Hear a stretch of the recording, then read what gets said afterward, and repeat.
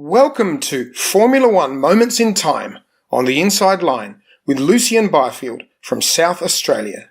The Bahrain Grand Prix was first held in 2004 and we saw Michael Schumacher take his only win there. In some ways, Bahrain has been boring. It earned the nickname Bahrain for its small crowds and visually unappealing setting with desert sand everywhere, which drivers have complained of regarding it also being on the track. Interestingly, due to political unrest, the race was cancelled in 2011, and in 2012 it almost got cancelled again. But this race was to become one of the great night races. Nico Rosberg made his debut here when the race briefly held the opening slot on the 2006 calendar, and he came 7th, scoring 2 points in the Williams Cosworth as Mark Webber's teammate. But, notably, he got the fastest lap. No wonder Webber called him Brittany. Interestingly, this is the race and year which convinced me that Fernando Alonso really had the magic, because of the way he came out of the pits and took on Shuey despite cold tyres and held his ground into turn 1. Robert Kubica created the sensational headline Pole on Pole in 2008 by scoring his first and to date only pole in the BMW Sauber.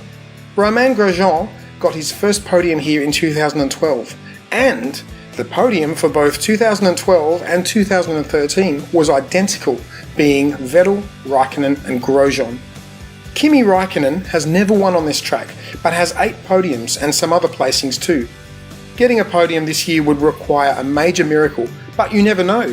Pierre Gasly came 4th in 2018 in the newly partnered Toro Rosso Honda, prompting him to taunt Alonso in repeating the "now we can fight" statement that Alonso had used regarding McLaren taking on Renault engines.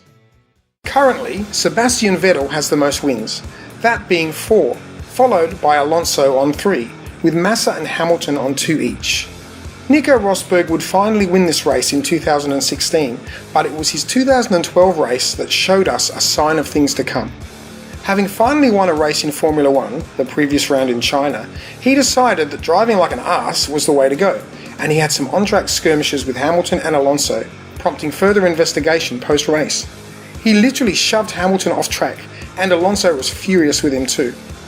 Jarno Trulli was to give his new Toyota team its first podium here in 2005, and he did score a pole too in 2009.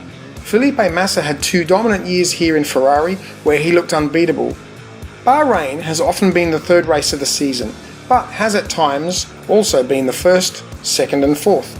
In 2010 it was round 1, and just as Red Bull were really starting to come to the fore, it was Fernando Alonso winning on debut for Ferrari, helped by some Red Bull unreliability and a little help from his new teammate Felipe Massa. Massa was driving again for the first time after his horrific near-fatal accident in Hungary the previous year, and not many people seemed to notice that he outqualified Nando that weekend. So, to the night races.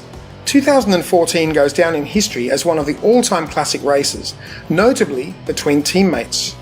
Rumour has it that both Lewis Hamilton and Nico Rosberg had engaged in illegal engine modes to race each other in a previous round, and this would happen again here.